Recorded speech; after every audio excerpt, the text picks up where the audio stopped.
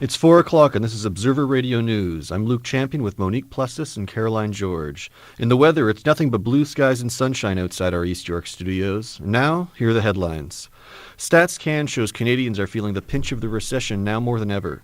A giant takeover of the Albertan tar sands gives rise to a Canadian oil superpower, and the Ontario government takes on Ticketmaster. Now, to our top story.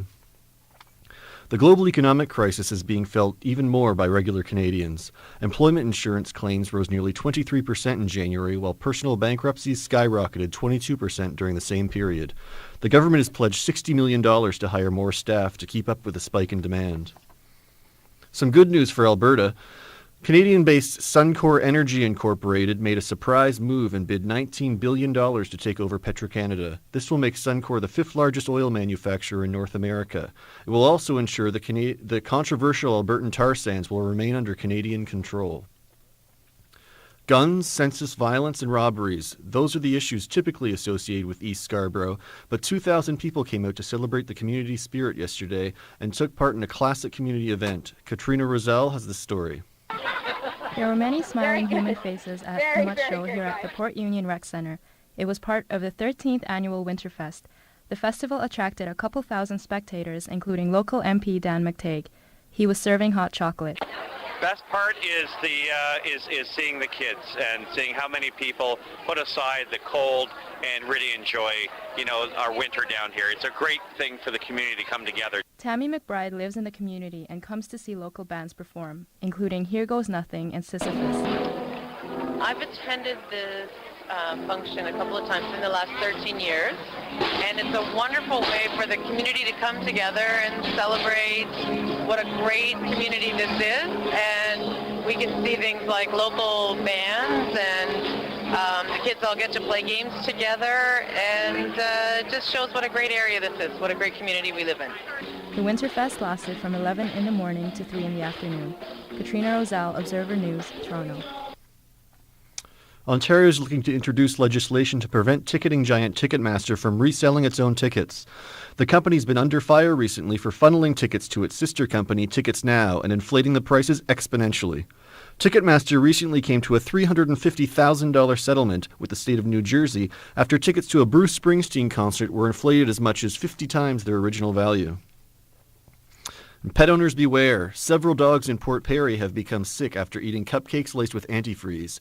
Police were called to Poplar Park late last night to investigate after 3 dogs apparently fell ill. All 3 had been in the park earlier and had eaten cupcakes found under a tree. And that's the latest news. Now here's Monique with sports. Thanks, Luke, and good afternoon, Toronto. Let's start with our NHL home team. The Leafs dominated the Montreal Canadiens on Saturday and hope to repeat the win against the Caps at the ACC tonight. Game time is 7 o'clock. Tune in and listen to Observer Radio for the final scores and updates. 7 more games are on the menu tonight and promise another busy night for the NHL. On to the hardcourt. Raptors get ready to face the Bucks tomorrow night. Golden Boy Chris Bosh still leads the team in points and rebounds. The skies, however, are not so blue in his personal life. His ex-girlfriend is taking him to court, excuse the pun, to seek child support for their 4-month-old baby girl. Bosh says he loves his daughter and will take care of his responsibilities. He's been plagued with a bad rep since the allegations broke. The Blue Jays game against the Phillies is underway, and the latest scores show the Jays leading 4-2 with 3 innings to go. If spring training is indicative of what the regular season will look like, the Jays better vamp up their game. Big news for Japan as they take the World Baseball Classics and make a repeat conquest. Over 50,000 watched Ichiro Suzuki seal the win for Japan at Dodger Stadium. On the ice, Canada's own Jennifer Jones' winning streak came to an abrupt end today. Sweden's Annette Norberg defeated her at the World Women's Curling Championship in South Korea. Jones faces the host country's Mi Young Kim as she tries to recoup her winning streak. With the World Figure Skating Championships underway, Canada's ice sweethearts keep their sights set on gold. Canadian dance champions and medal hopefuls Tessa Virtue and Scott Moir fight off injuries to chase a medal, while Jessica Dubé and Bryce Davison will compete in pairs against teams from China and Germany. All eyes will be on 18-year-old Canadian figure skater Patrick Chan, who will skate in the men's short program. The Leafs always make time for their fans, and Victoria Wells has a perfect example in this next story. Kids cheer on the Toronto Maple Leafs during an outdoor practice in High Park last week. Hundreds of fans braved the frigid cold to see the Leafs play. The best part? Seeing the practice for free. 7-year-old Nathan Petrosh watched with his great-grandmother. I haven't really been to an outdoor practice before, so it's probably going to be really fun. I'm really happy that I skipped school. The Maple Leafs held the practice to kick off this year's Hockey Rink Legacy program. That's a Leafs charity that partners with Home Depot to refurbish outdoor ice rinks in Toronto. So far, 8 rinks have been fixed up. At High Park, the dressing rooms got a fresh coat of paint. New metal fencing was put in, and the ice got resurfaced. Mayor David Miller thanked the program for improving rinks in the city. We're proud of the wonderful partnership. Both Home Depot and the Leafs give back to the community. They refurbish these fabulous outdoor rinks where everyone can skate, play shinny, and it's all free. Leafs coach Ron Wilson said the team wants to give back to Toronto, and one way to do that is to make sure people have a safe place to skate. Victoria Wells, Toronto Observer Radio News. From the world of sports, stay with us. After the break, Caroline will have all the buzz in entertainment. Dr. John for Popeyes. I was raised on Cajun cooking, that New Orleans cuisine. Ooh. And the folks at Popeye Chicken, well, they know just what I mean. Help me, girls.